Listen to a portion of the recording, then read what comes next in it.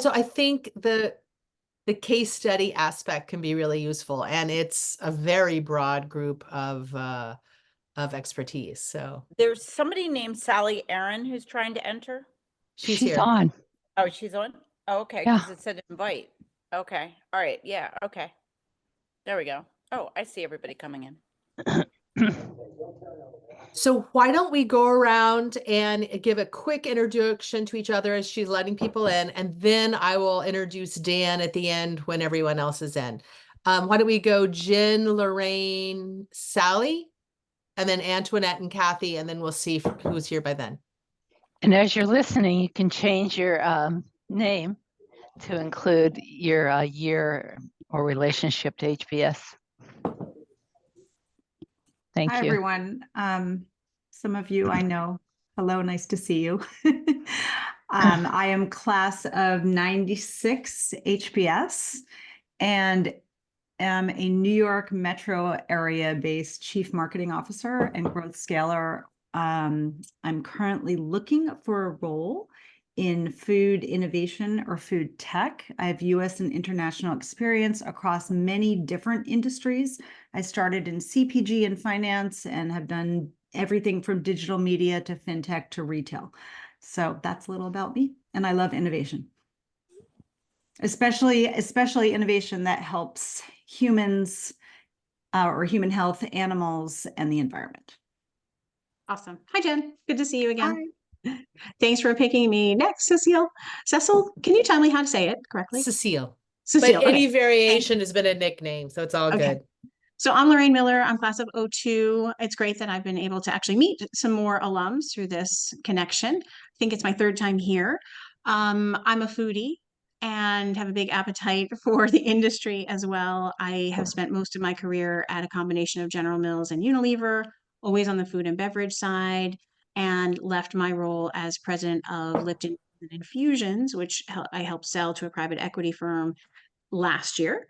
So I've been taking some time to learn and network and find the next great set of challenges on the horizon. Great.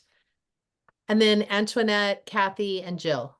Or no, I said Sally, Aaron, Antoinette, Kathy, and Jill. That's fine. That's good. My name is Sally Aaron. I am also class of 02. I have been in the food industry since graduating in 02, mainly on the food ingredients side. So my expertise and background really in the last sort of second half of my career has been in food tech, ingredient innovation, have worked quite a bit in food, but also at in ingredients and flavors, also into things like fragrances and stuff like that. And I am also kind of figuring out next thing. Just have been advising a bunch of startups recently and, working to navigate the landscape, have done quite a bit on the marketing side and more interested on the commercialization kind of CCO type roles and stuff right now. So anyway, I just really love this group because we tend to talk about really kind of fun, future forward-looking things. So it's a great learning environment. Great. Antoinette? I actually was in the very first one of these meetings way back when. I guess it's been 18 months or 2 years now. I'm a HBS grad of 92, same class as Heather. And I am currently a little bit on hiatus, but the chief operating officer of Upcycled Foods, which you're going to hear from Dan today. My brother is sick with cancer right now, and I've been taking care of him, so I've kind of stepped back a little bit. And I spent 20 years running a food magazine called Star Chefs, which is still around and doing really well. And I've worked in the food industry for, I guess, a total of 30 years. And that's me. Kathy, and then Jill? Okay, so I'm Kathy Murray. I've always been interested in food. It's definitely my passion outside of everything else, but I'm an investor in Spare Foods. So I'm sure you know them, Daniel. I'm a big believer in upcycling and eating well, eating vegetables and fruits. And then we go to Jill. Everybody, I'm HBS class of '03. I've been working in the food industry for about 25 years, my entire career since I graduated undergrad and started at General Mills.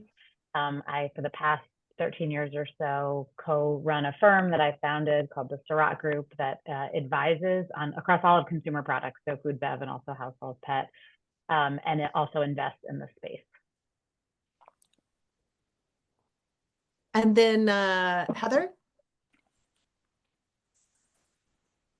Hi there, I'm Heather. I'm MBA in 1992. I run a firm called Spark Number 9, which uses advertising to test and validate strategy like new products or brand repositionings. I have some super fun clients in the food industry, including Dig, which is a small restaurant chain based in New York, but expanding along the East Coast. As well as America's Test Kitchen, which I have to say was a super fun project we recently finished. So good, excited to meet you, Daniel. I've heard lots about you. And Julia Klim just entered, so. Julia, if you'd like to introduce yourself. Mhm. Hi everyone, I'm Julia Klim. I run strategy and business development for Equinox, and I look at a lot of brand extension, including the food industry. So here to learn more and hear new perspectives. Great. I am Cecile Seth. I run Metabolic Multiplier, which is exploring lifestyle opportunities to improve health. And I just wanted to introduce Dan. He is the CEO of Upcycled Foods and is very kind to join us today, the leading innovation and ingredient platform powering the upcycled food economy. And he's been a vanguard of the upcycled food movement and championing its potential among consumers and food businesses alike. So we are recording. It will be available to our group, but not promoted. And we usually use the Chatham rule when referring to what's said here, which is like, hey, you can share insights, but let's not name who said what or quote them, because I think those bring about a much more interesting conversation. And some of the stuff he's going to be sharing today is I think a little more closely guarded. So we want to keep it within the HBS community, I believe. So, maybe helpful for him with some strategic issues, and we've had great experience in the past with many case studies. So Dan, passing it over to you. My gosh, thank you everybody. Thank you so much for having me here. Good morning, happy Monday.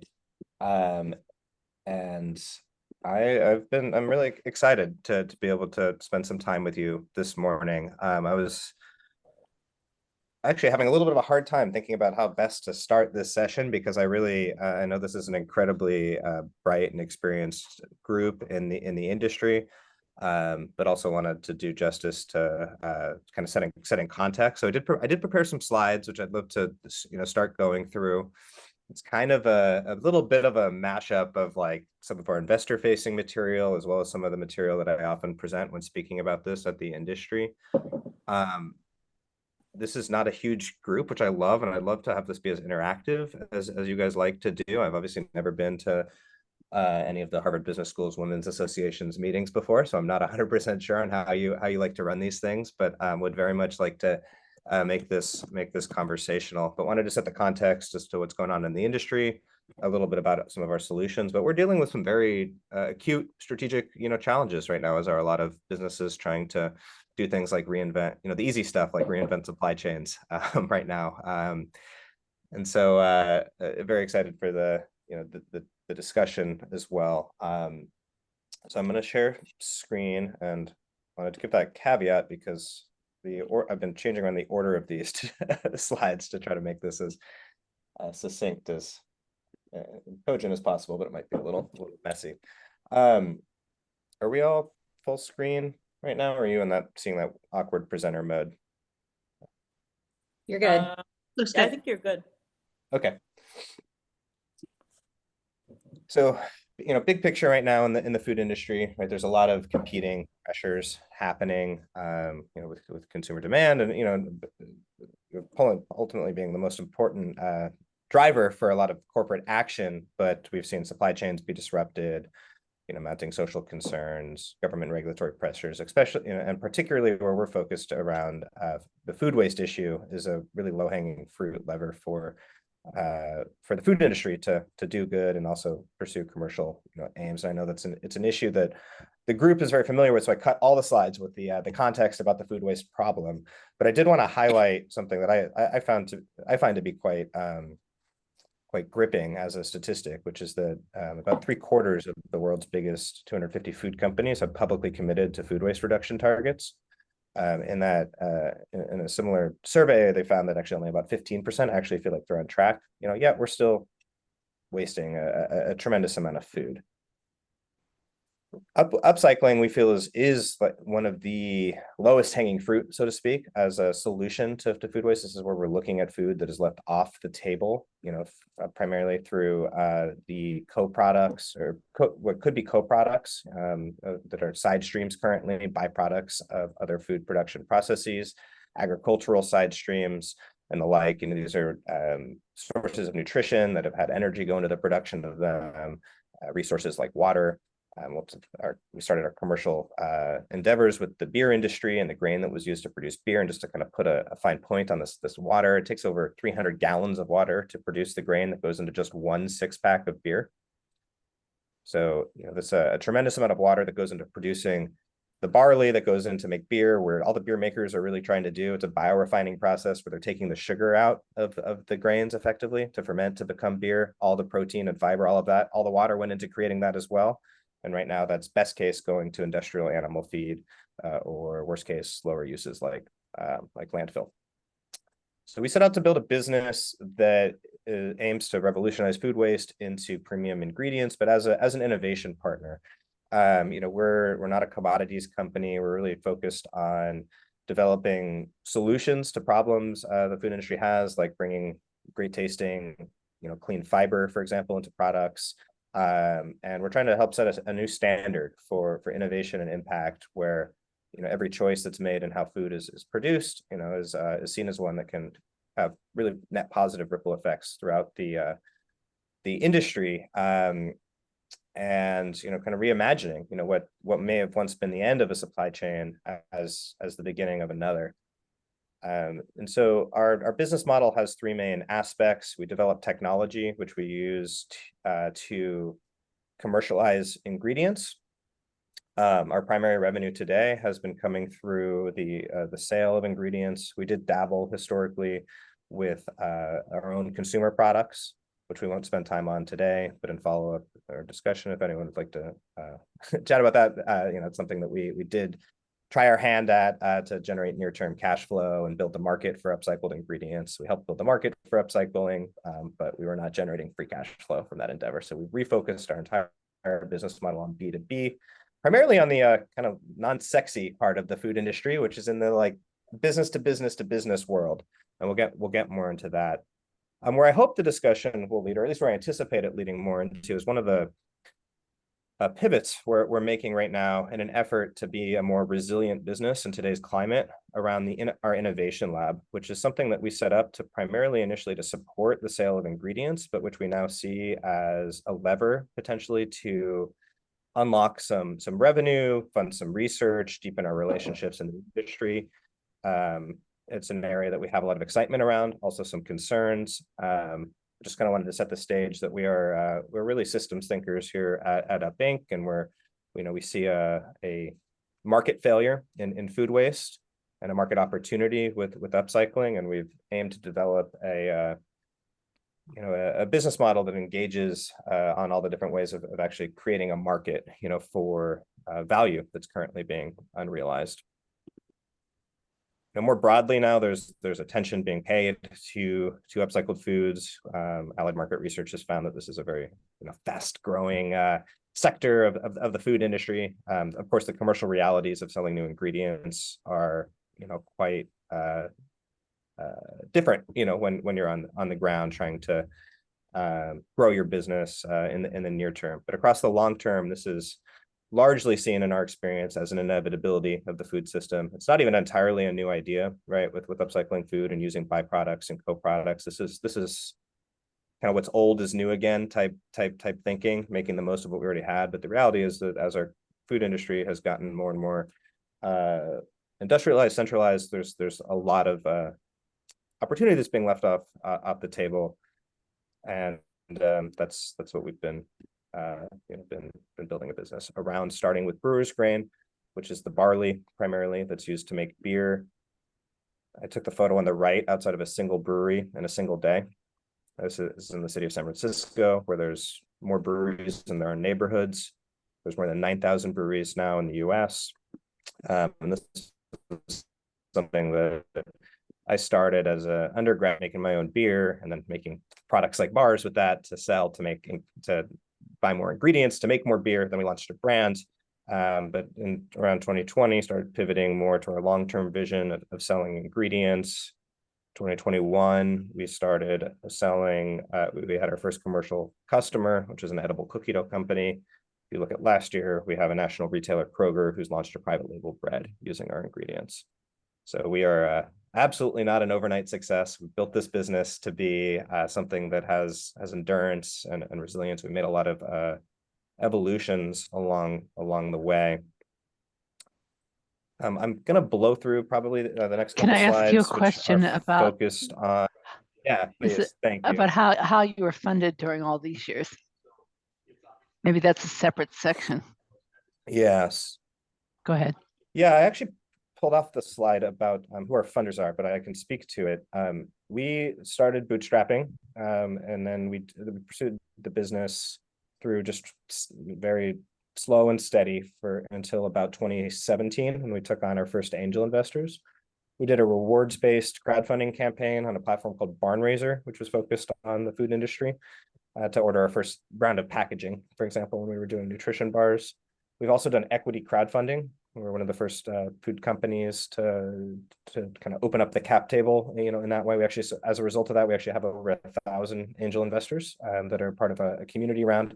I saw the face on that, Kathy, which I'm sure there's a concern around governance and things like that from anyone who hears that. The way that it's structured is actually quite can be quite strategic, so this group does not have voting rights or information rights in the same way that a accredited angel investor would. And then we also took some corporate strategic investment. We've in the entirety of since we've been operating, we've raised about 5 million total. Just to actually, I should probably have started there. And with that, we've developed technology. We have a patent. We have our commercialized product. We have commercial customers. And we did that in a series of basically a rolling close. And so we allowed some corporate investors to take a minority position where they represented our value chain. So we had Molson Coors is one of our strategic investors, for example. They represent a long-term supply partner opportunity. We also took investment from Griffith Foods, who's a B2B ingredient innovator. We have a retailer that's made a small investment. We have a brand that's also made a small investment. We have not brought on any real traditional venture capital funds to date. Barilla is the brand. Thank you, Antoinette. Yeah, that's the brand that they made a kind of angel level investment. And so that's how we've funded things to date. And each time it was always very specifically tied to something we were trying to do as a business. We didn't raise 5 million all at once, or something like that, which I know is more common in the food industry. Thank you. Thank you. The slide that's just been up is about our first commercial product, which has some great, whether or not you care about the sustainability, has some great nutritional attributes and great flavor, for our customers. What it does is it helps actually unlock claims that they can make that are either directly related to the sustainability or just existing macro trends like plant-based protein or digestive health friendly or keto friendly. And the way that we've approached bringing the ingredient to market is by working with ingredient companies like Kerry and Puratos and Griffith Foods, manufacturers and contract manufacturers who ultimately make the products, of course, that end up on shelf, And then the what we see as the end customers, the brands, whether it's a retailer in their private label program, or a food service group, or a national brand. Dan, why don't you walk through an example so it's clear to everybody? I would walk through the Dioreos because it uses Puratos, like it does all steps of the chain. So people understand like how regrain ends up in a finished good. Yeah, you picked the one that I don't have a picture of. It That's is all a really right. good example. Yeah. It's okay, it doesn't matter. Thank you, Internet.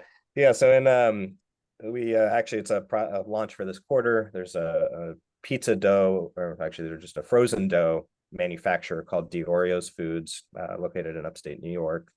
Been around for 100 years, and we've been working with them on launching a new pizza dough item. To develop that item, we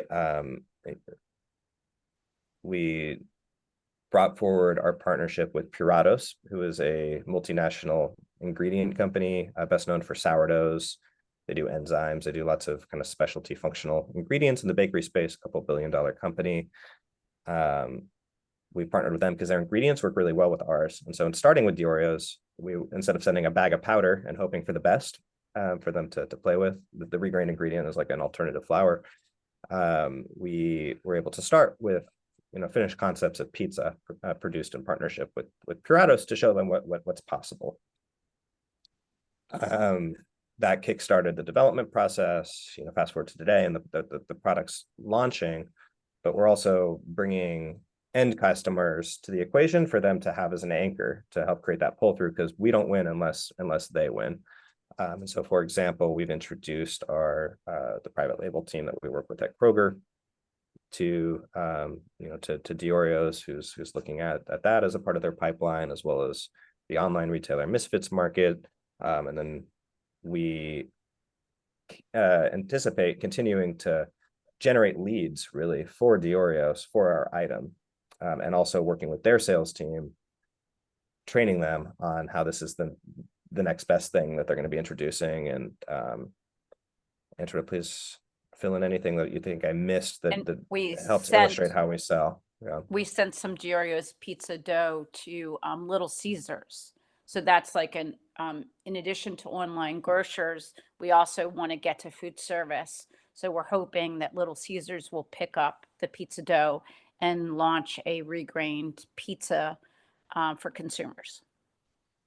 Thank you, Internet. And I think actually maybe this is a good time to make maybe one of the points around one of the core challenges we have as a startup scale up in the ingredient innovation space, which is that our sales cycle is best case something like 2 years from when we meet a customer. And it's like usually you say like 12 to 48 months in the ingredient world. It's Thank you, Sally. Yeah, I was pretty excited to hear your intro, because I know our pain here based on that. And 48 months more so has been our experience as well with a new ingredient. The thing with the regrained ingredient, as wonderful as it is it's not a functional substitute for something that they're already using. So we're not saying, hey, you're already making this type of pizza. Instead of purchasing this other ingredient, now you can reformulate with this and it brings these benefits. We're actually saying, hey, here is a new offering that you can bring to market that meets consumer demand in X, Y, and Z areas. We have business, there's it's about new item development, which also has some of its own challenges.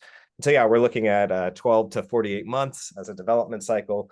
We're looking at 2 to 5 or 6 sometimes different organizations involved in the actual value chain of commercializing that product. And so it's generating, and I see Lorraine has her hand up. It looks like there's some chat stuff which I'm not seeing, so I apologize. I'm answering them.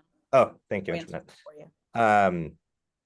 The acute challenge that it creates for our business is, of course, that we're not seeing revenue from our prospective customers for often undetermined amounts of time.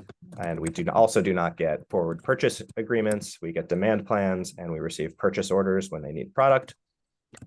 And so this is a core challenge that we face as we seek to scale. Lorraine, please. Thank you so much. I'm learning and I'm trying to make sure I'm getting really the core proposition. Is it important that the consumer, say Little Caesars, if they opt in, is it important that the consumer knows that this is a regrained product because you're charging more, or just because of the inherent sustainability benefit? Or could that just be kind of the back end of things? Where do you see that? Ah, okay.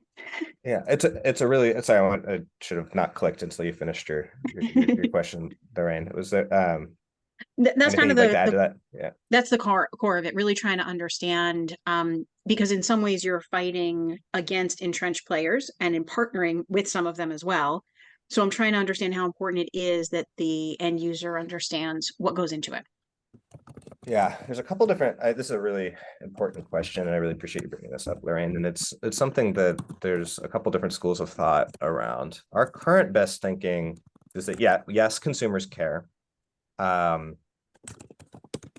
we don't necessarily, but more businesses actually understand than consumers currently. And so there's this education, hurdle. And so we like to cite consumer data, like what you're seeing on this slide, as well as this one, around what the market research is saying, and there's spins data that we can point to, and all of that. But we actually generally, especially recently, have been encouraging our customers to focus on making claims that are more established, that are enabled by the upcycling piece of it, and having the sustainability, which I think we're seeing actually across kind of green, the sustainability industry in general, is like, okay, is this a core reason for purchase, or is this a reason for loyalty? So we try to work with our customers on is, hey, what kind of claims can we make that are on trend, whether or not there's a sustainability claim. Let's also tell the sustainability story. This is a part of your ESG program. This is something that you're going to get good press for. And we've had commercializations that have either brought this to the forefront or kept it in the background. Kroger, for example, has the word upcycled 3 times on the front of their package. But it doesn't say regrained. This does not. Yeah, this is a private label, one that does not say regrained. Alvarado Street Bakery, it's just a keto product, and we're on the ingredient list in the back. Stone and Skillet is an English muffin. It's not the best image to see the logo, but the little yellow circle in the bottom left, if you're to hold the bag, has a regrain logo on it. And they tell our story, on the back of the packaging. They absolutely, yes. And same with Notorious, where we don't have a logo on the front of their pack, but there's we're part of the romance copy in the back.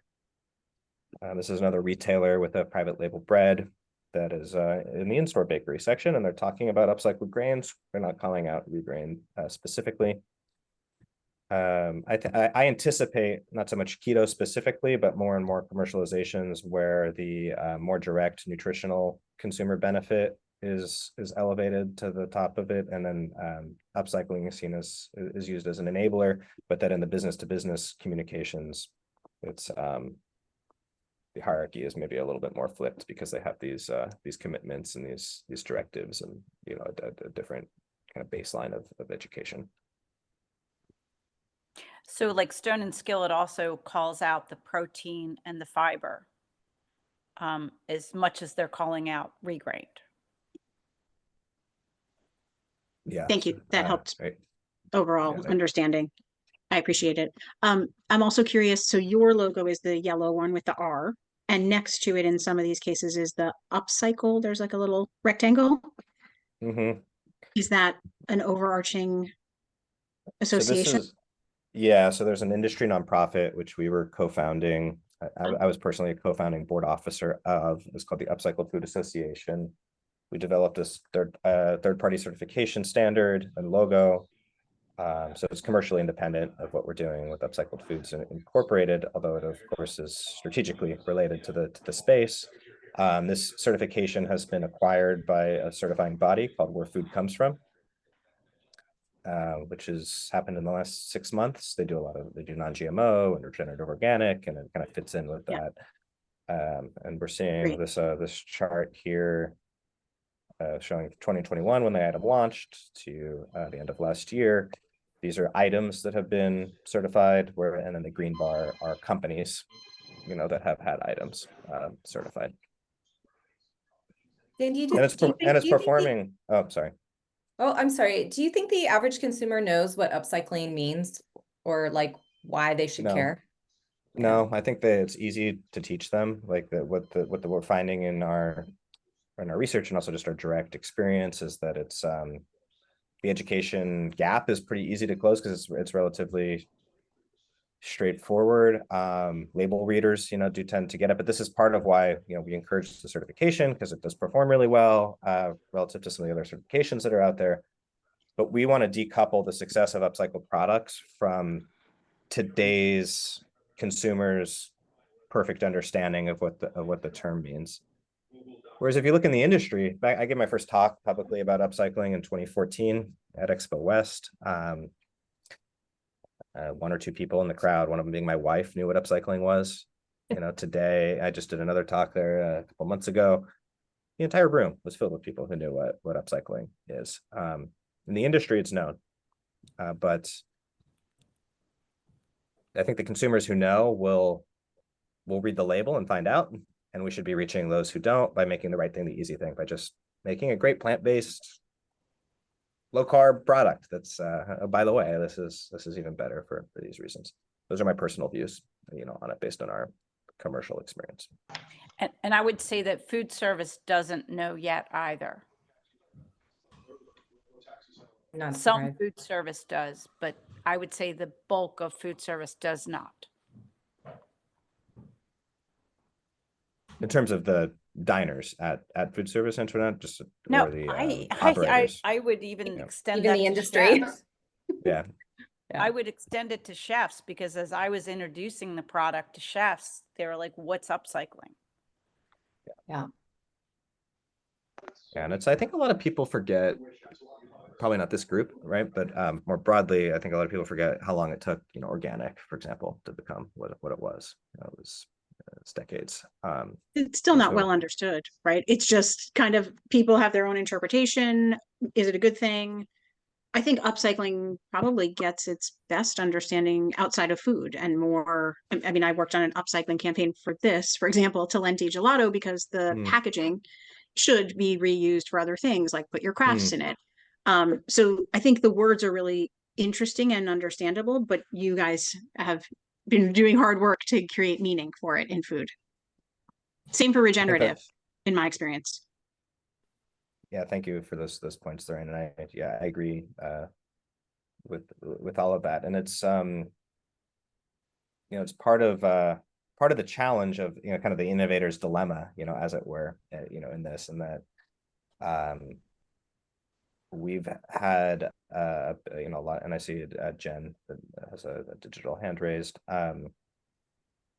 We are developing. There's not an established market for novel upcycled ingredients. There are needs that upcycled ingredients fill, but it's it's something that's challenged, and it's why part of one of the things that we're seeking to do more and more in the future is continue to do the right thing, as it were, with where there's nutrition and functionality being left off the table, and novel ingredients, and commercialize those selectively where we see the best opportunities. But we have a whole innovation pillar around using the power of upcycling to develop functional alternatives and substitutes for at-risk commodities. Ingredients like cocoa, for example, where we can use the power of upcycling. And we've already successfully developed, and it's not commercialized yet, but it's on track. This is a bit sensitive in terms of confidentiality, so I'll probably let's talk a little bit about that. Yeah, but the core thesis, with that ingredient is around a commodity, cocoa powder, that is at risk. It's going up in price due to a number of reasons. The supply chain also has a lot of issues with human rights, and we have found, using it's not from the beer industry, but another byproduct stream from another industry, that if we developed a way to process it in a certain way where it's actually performing quite well at replacing up to about 40–50% of the cocoa in recipes. And this is an ingredient that we'll be able to commercialize at parity cost to conventional cocoa, and that cost is going to go down quite a bit. So this is going to be a way for people to save money, save carbon footprint, all of that. And that we're quite eager to move those types of solutions forward because we feel that we'll be closer to the 12 months instead of the 48 months with that sales cycle. But of course, we need capital to move that forward. But I think you should give a little more detail about the Midwestern cookie manufacturer. You don't have to say who they are, but. Yes, and then I don't want to blow past Jen also with her hand up on this, but to kind of round that out, this is actually good context for the lab as well, where we're engaging with companies more as an innovation partner, as opposed to saying, hey, here's the regrain ingredient, please buy this. And they actually highlighted for us their key concern around this cocoa powder ingredient and a need for them to explore sustainable alternatives. And it was through that research, which we were actually, which we conducted, with them, that we uncovered this opportunity and this ingredient is core to one of their brands. It's a household name brand. And so we're able to start with a customer need in mind for this development process, and then use them as a key stakeholder through that commercialization, hopefully as an anchor customer, as well when we move that forward. And so that's it's a $5 billion cookie. I think we can probably all make some guesses on that. Very cool stuff across the board. Thank you. Thank you, Lorraine. Jen. Yeah, that was fascinating. I'm glad you went into that. Interestingly, cocoa also has people doing the lab grown cell-based, trying to figure out cocoa as well, which could, be looking at it from a completely different angle.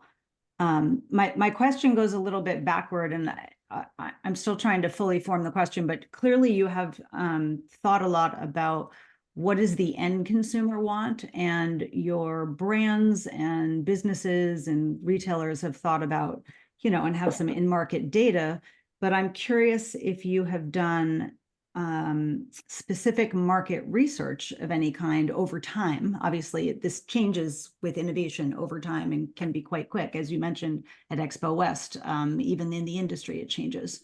But I'm just curious about the market research, and I'm sure Heather would have lots of opinions about just looking at the packaging and you pushing protein and fiber rather than upcycled, and what is going to be the way in for a consumer to actually consider buying.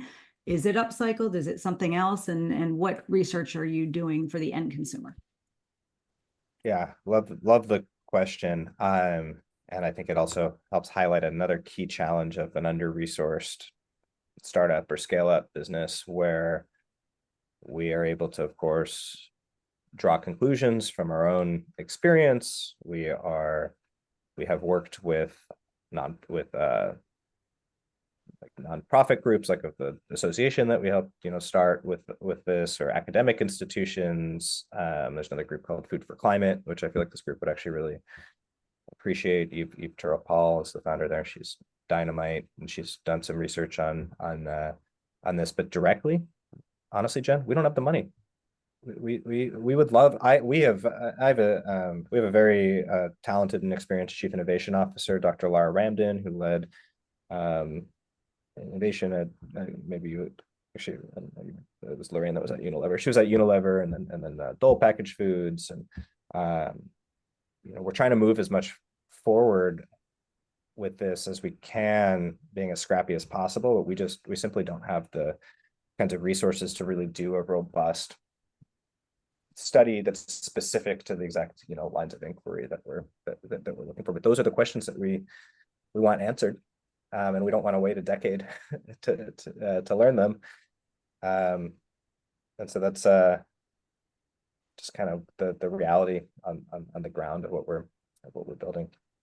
I mean, it could be that the clients you work with may end up doing that kind of research. Look, Heather knows far more about research than I do, but yeah, that makes sense. Yeah. Thank you. So thank you, Jen. And I see we got Deborah and Sally with their hands up. I did want to just, I'm not a very linear thinker, so this, I hope this works for everyone. You started with a comment about the lab grown, cultured, applications for things like cocoa. I am also very excited by and heartened by some of the promise that we're seeing with that type of future of food work. There's the practical reality. A lot of those have several breakthroughs that they need to have on an industrial, like commercial scale up level. And I think one of the most promising and exciting things about upcycling as one part of the suite of solutions to fix food is that, yes, there's innovation in how we're processing this, but we're looking at materials that we already have. We're looking at, there's some novel processing, but it's scalable today if there was resources, behind it. And so I just like to, make that point that like a lot of these areas are really exciting, but the one of the kind of easiest, as it were, commercially, opportunities is in that upcycled space. Okay, now we have 3 hands up, and I think Sally was first, but I'm not totally sure. Maybe someone else could help me. Yeah. One of the questions I had is what I'm curious about in your, in the buying journey with your customers, like what's the main objection? Like where are people dropping off for you in the process? Like, is it your price? Is it available? Is it the taste? Like, what is your biggest barrier right now? Thank you. So I think one of the we have a lot of furniture actually in our forecast where we're not getting people telling us, it's not moving. It's kind of things are sitting there. It's because we actually get really good feedback from innovation teams. They love this is on strategy. We like the flavor. There's a lot that we can do with this. But there's a lack of clarity as to when they will have clearance to launch a new item, for example. And it's actually quite challenging for us in that in our experience, at least when we see like a delay in a launch, even we've had multiple a multinational brand tell us they're launching a product and it was a couple of years ago, so I forget, I think it was 2021. It was supposed to be in like March or April or something. And they're like, you know what, we're gonna actually do this in 2024. They'll casually kick things down the road. And I think that says something obviously about how acute the problem is that we're solving for them. Maybe we're something that's an opportunity that they want to pursue, but it's not when their supply chain for sunflower oil falls through because of Russia's invasion of Ukraine. All of their resources are going into vetting alternative suppliers for sunflower oil, right? And so I think we're not losing people on price or functionality or flavor or any of the things that that I would have maybe conventionally considered to be the markers of like a product market fit question, but we are not winning based on lack of urgency. Is maybe one way to. Maybe we could give a couple of examples, like when I worked on the Dioreos launch, and we started talking to Dioreos in September a year ago. And we were supposed to deliver them product in December, and then we had a shortage issue because Kroger stepped up their launch and decided to go from, I don't know, what was it, 300 stores to 1,800 stores. And all of a sudden we didn't have any product. So we couldn't send any product to Dioreos in December for their trial run. So because we missed that December window, they didn't actually put the product into development. What was it, like March the following year? Because we missed that window. Yeah. So that delayed us 4 months. And then how many times was Kroger delayed before it actually launched the Simple Truth bread? Wasn't it delayed twice? It was, yeah, I think so. It was 3 years. Yeah, and then that actually so what happened. And also some people may want to clarify around supply. We have basically infinite feedstock, but we need to process it. And we had a demand plan that was submitted, and we planned to that. And then the next order did the entire next year's demand plan in one purchase order. And so that was yeah, a good problem. Yeah, I don't know. Yeah, I'm starting to wonder if there are good problems. But yeah, so there's things can be delayed, or teams turn over quite a bit, as Sally has no doubt experienced a bunch. Probably everyone here has. And we could talk about Subway. Like, for instance, we were going to be in Subway's new innovation for an upcycled bread. And we were supposed to present to them a year ago, January, right? And then it got pushed off till the next development cycle, which was June. And then we were all ready to give our presentation, and they told us it had been kicked to the end of the year. And we still haven't presented. Yeah, so we have like a pretty good, I think one way to describe, and then let's jump to Heather and Deborah, I think, if that's all right, Antoinette. Like, I think in our pipeline, when we look at, our commercial opportunities, we have a pretty good idea of who's, like, in a binary sense of like who's going to launch probably or not. We have a very hard time knowing with certainty or any high degree of probability when that product is going to launch and how big it's going to be at launch, and then how quickly it's going to be to scale up, which is part of why, just kind of teeing up where maybe we can spend the last 10 minutes or so on this lab. We feel that we can address the some of that challenge by generating near-term cash flow with a sales cycle for services that is maybe 2-3 months. But there's some challenges, in that too. So I apologize, Heather, Deborah. Again, I'm not sure who had their virtual hand up. Deborah, first. you were first. Deborah, go ahead. Thank you. A related branding and differentiation question. So you mentioned all the different ways that your brand is presented. Do you have a long-term goal of having, the ultimate intel inside, or something that would appear on all your products, which is an expensive thing to do? Or do you look for other ways to differentiate? In other words, how important is that to you longer term, whereas you gain market footing, that you can begin to make that a requirement, for instance, and invest in that as well? Current best thinking is that it's quite important to build the branded aspect of our value proposition for a couple of reasons, and acknowledging your challenges. I'm honestly wanting to spend some more time learning about how some of the ways we might be able to think about climbing this tree long term. We feel it's also it's one of the ways that we can have a bit of a defensive moat competitively. We're first movers, and there's only so much protection that even a patent in the food industry, creates, and we acknowledge that. There's practical protections around once you are, printed on the package, with a unique ingredient, and as well as the benefit of saying, hey, here's this great story to tell, and we've got assets to help you tell that story. So those are a couple of the reasons that have informed why current best thinking is that it's going to continue to be important for us to kind of be that intel inside, as you put it. Yes, okay, because it did relate to, you had mentioned you had a patent, but I know that, as you said, in food that can be difficult to defend, because it's easy to make changes, just ever so slight changes, and move forward. And I just wanted to give us a 5-minute warning. Some people may be able to stay on, but others may not. Thank you.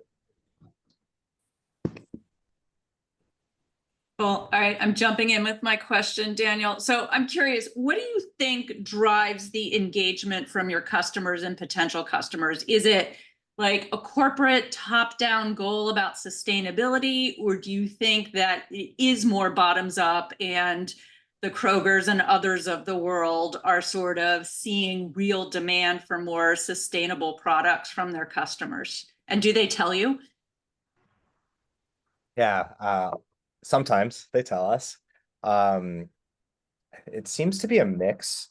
There's the movement hasn't been around for that long, but it's been around long enough that we've done a pretty good job, I would say, of earning organic media attention. And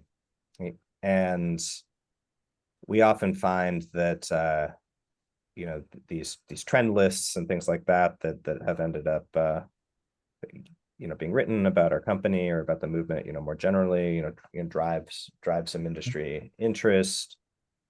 And I also think on a, you know, there's that corporate pressure that people are facing around the ESG commitments that they've been made, and when they start to look to scope 3 in particular as a food company, which is, you know, looking at like the ingredients they buy and the impact of that and the savings they can have on carbon, for example, through that, you know, we emerge as a pretty attractive, you know, solution in that space. Some of my just like anecdotal experience, some of the more vibrant projects that we've had in our pipeline have actually, like, on a human level, it's because there's a champion on the other side that just really thinks this is you know, buys into the vision and the mission and is bringing it forward. And I think that, you know, a lot of times we forget that, like, decision makers at businesses are consumers, you know, too, and you know, come to the table with a lot of those.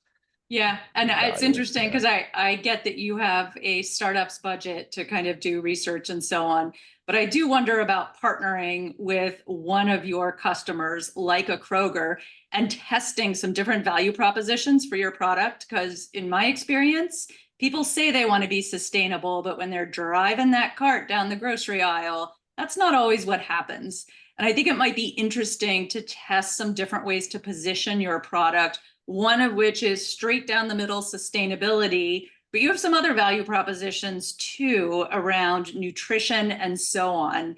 And I think, frankly, it wouldn't cost that much to test some of that different positioning and hand the research over to your clients, or, you know, do it with them so that they start to sort of see where the win is with their customer base, and more importantly, with the subsegments of their customer base, right? Because you're not going to get traction with everybody who shops at Kroger. You're going to get traction with, you know, 2 or 3 subsegments that you can target online and, you know, again, have that right value proposition, which is your product market fit.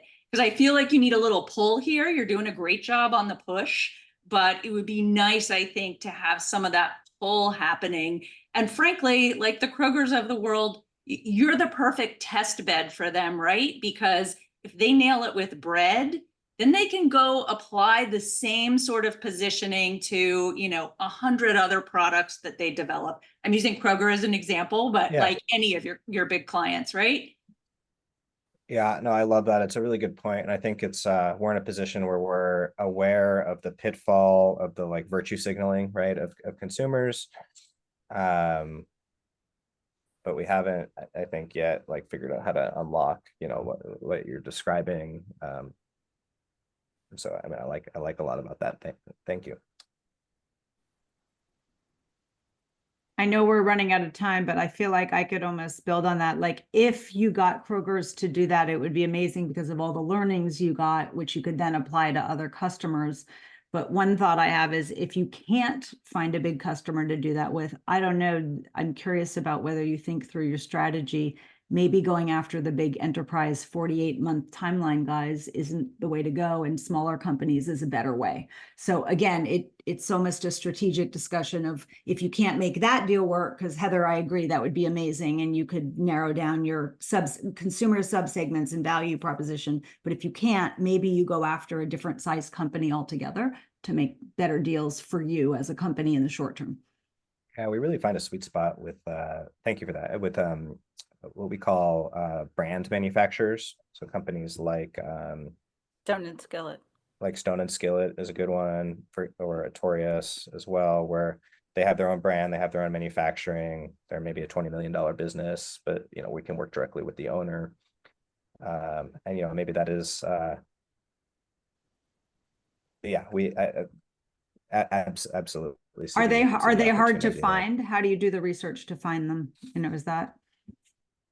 They are hard to find specifically, like, because it's not really and I'd love to learn of a better resource for this, but in our experience of, like, identifying prospects and things like that, it takes a human eye to look at a brand or look at a a contract manufacturer and then look at their brands and then look at the different matrix of qualifications to determine if they're kind of in that sweet spot. As opposed to there being like this being something that's tracked as an attribute broadly and like done in Bradstreet or, you know, Zoom Info or, you know, any of these tools where they, you know, list out these companies.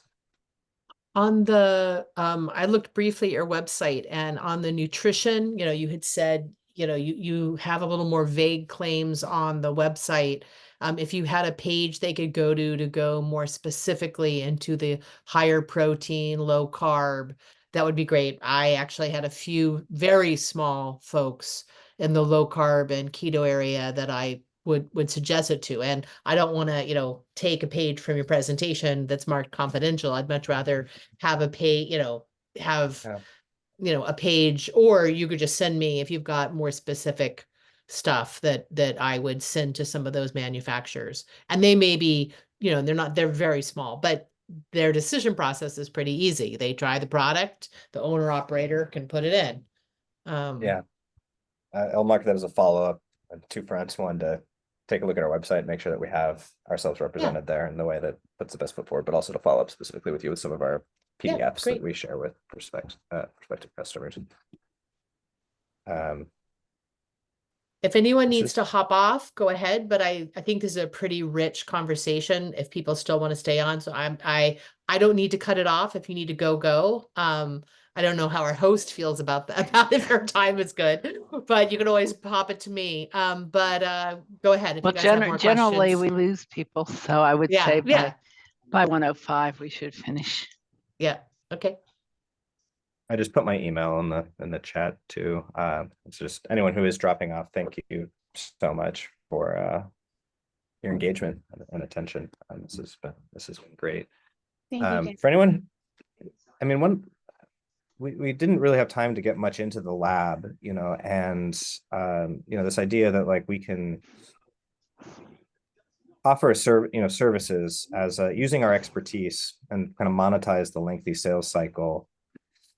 You know, where we think we can solve, you know, actually start solving some of the more acute problems for some of our customers and enable their transition to circularity.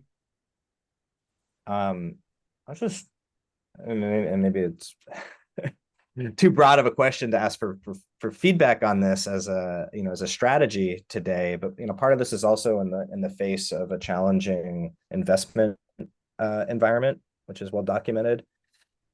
Beyond our business specifically, but one of the ways it's affected us specifically, for example, is we had a lead investor sign a term sheet for a significant amount of investment in our company.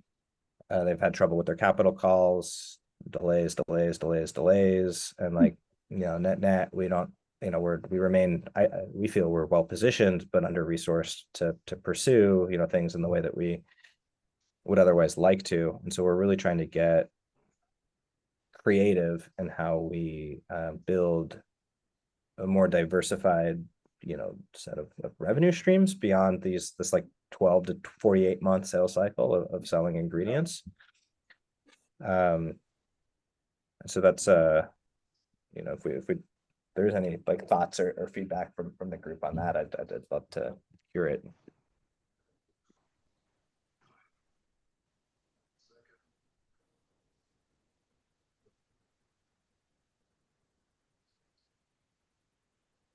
I think Just it's probably wrap, worthy of a guess. longer conversation. Yeah. I was going to write you an email. I'm happy to set up some separate time and walk through even your credentials that you use. I'm sure you've gotten feedback along the way, but maybe there's, you know, some things you haven't thought of that some free consulting can help. While I have a little bit of time, I'm happy to do that. There are probably some others on the call who would bring additional texture to that. Not coming from the lens of procurement so much as more the end to end and how do you position it for a big company, a big brand, et cetera. Follow up on that. Thank you so much. It's obvious an idea that we really want to see succeed, but you're at that pivotal moment of like, who's listening? Yes. Who's willing to write the check? Right. That's exactly where we are. I mean, we had a funder signed up a year ago, March, who was supposed to be our lead investor in a $5 million round, and they signed an agreement, investment letter, and have never given us the money. And then we lost some of the people that were signed on with them because our lead investor didn't come up with the money. Then we lost the number 2 and the number 3 and the number 4. It's been a really tough financial environment this past year. I mean, everybody's so quiet, everybody's worried about, especially given what happened with a lot of the alternative protein companies in the food space. True. The only way out is through, right? So we're just trying to think of the most creative ways to push forward. Do you have a specific, do you have any examples of companies who have partnered with you in your innovation lab? I'm just trying to understand the use case you have in mind, as opposed to, say, the partnerships you've done to create products. How is it different? Yeah, could we maybe stop the recording? Yep. Recording? Sure.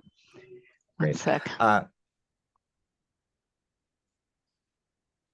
Sorry, they moved it, so I have to find it. Used to be easy to stop the recording.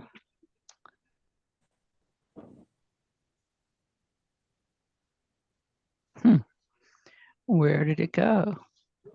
Kathyusha, why don't you just give us a quick intro while she's looking for it? And then Kathy, just give us a thumbs up when you're done, when you found it. Sure, sounds good. Yeah. Hello, everyone. My name is Pratyusha, and I go by Trisha. And I graduated from SELF from HBS in 2022, and I'm currently completing my doctorate in public health. And along with that, I'm studying dietetics to become a registered dietitian. So I came across this event, and I'm eager to kind of delve deeper into the discussions around food industries and nutrition, given their crucial impact on health. On the side note, I'm also just started running a startup company focusing on organic skincare products. So my interests lie on promoting holistic well-being. So I just joined the club. So excited to meet you all. Thank you.